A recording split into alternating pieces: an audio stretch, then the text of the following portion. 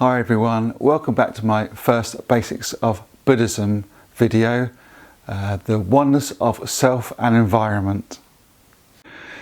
If you haven't seen part 1 yet, you can find that on my channel. Go to created playlists and find Basics of Buddhism and you'll see it there. So we left part 1 with this quote by Nichiren Daishonin. A Buddhist teaching states that if the minds of living beings are impure, their land is also impure. But if their minds are pure, so is their land. There are not two lands, pure or impure in themselves. The difference lies solely in the good or evil of our minds. Our environment is a reflection of our minds, our hearts, and our lives. I'm not sure if we can be happy if we think otherwise, if we think that our environment is external to us. I wonder what you think. I want to hear your thoughts. I want to hear what you think. It might be interesting to ask other Buddhist friends, your SGI colleagues, if you like, and maybe your family members or friends that don't practice. See what their view on this is, and maybe we can start a dialogue with them. Personally, if I get into thinking I'm separate from my environment, I can easily spiral into depression, thinking it's me against the world, that everyone's against me, and getting frustrated that with the circumstances I find myself in. I'm not then taking responsibility for the situations I'm finding myself in. When I remember that my environment is affected by my life state, it changes my outlook. It could say it holds me to account. And of course, my low life state impacts negatively on those people around me and their environment. I found this on the Soka Gakkai Malaysia website.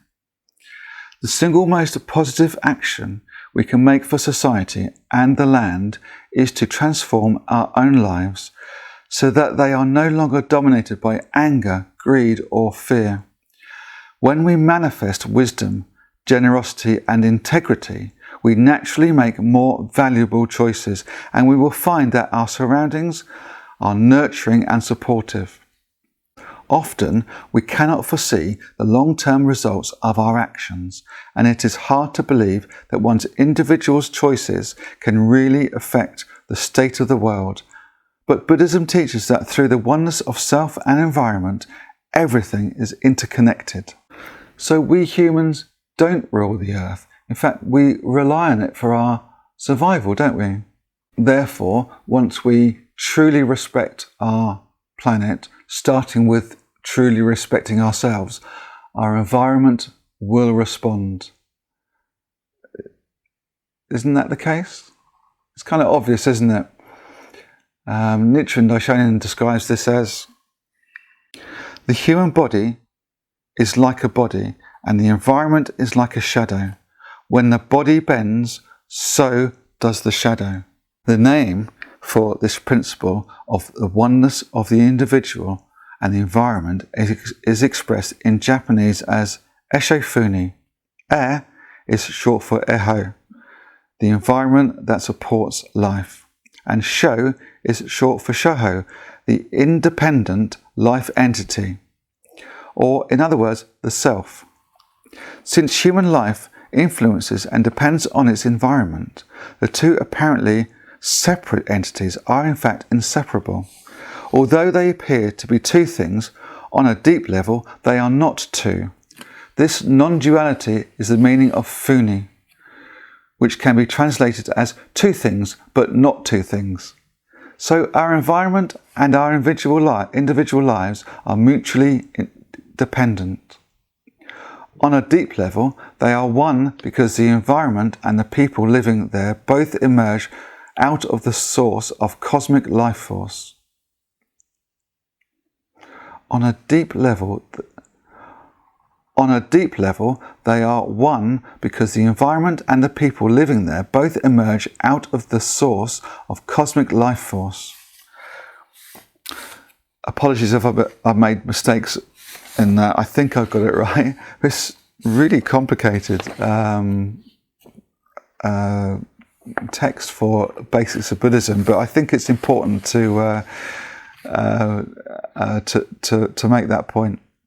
So surely by now we are in no doubt whatsoever that we are totally at one with our environment, right? I hope so. But as well as looking at life like this, we can also use the principle of Esho Funi for our determinations. If we aren't sure about something, then the environment isn't going to be sure either. However, when we express our determinations in a deeply confident way, the environment is confident too, and we will find that doors will open to enable us to fulfill whatever it is we need to do. The Buddha expresses his or her prayer in a positive, confident way, and the environment responds. Our challenge is to see what we need to do so that we can share the Buddha's confidence. I think it's a natural part of this practice to feel at one with our environment. Hopefully you feel the same.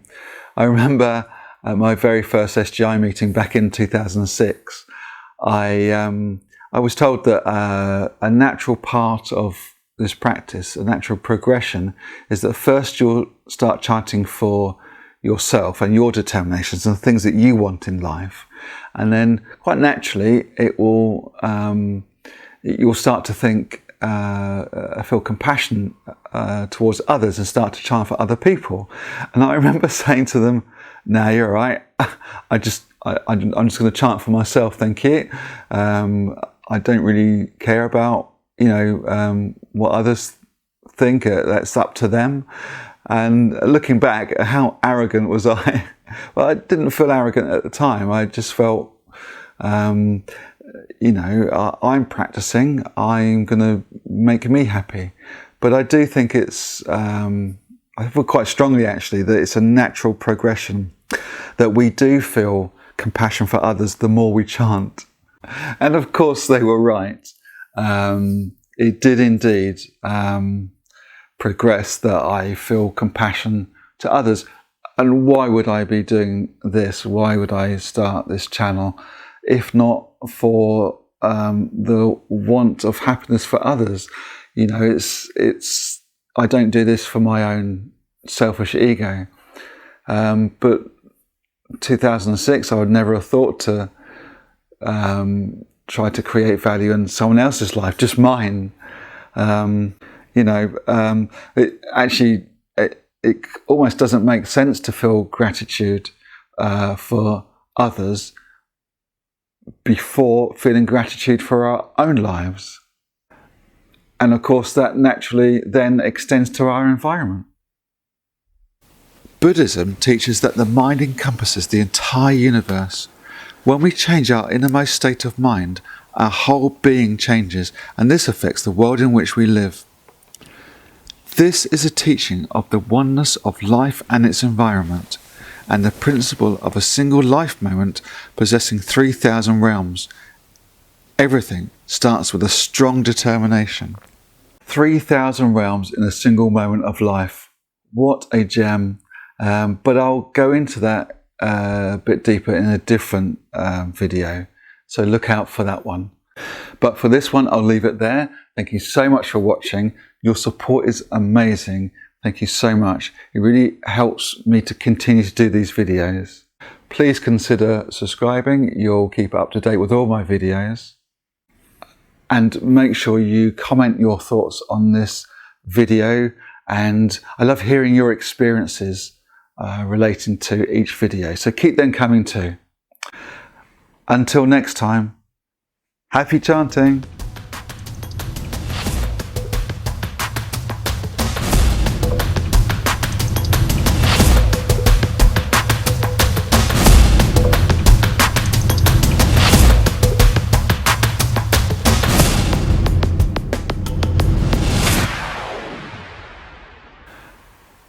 And of course,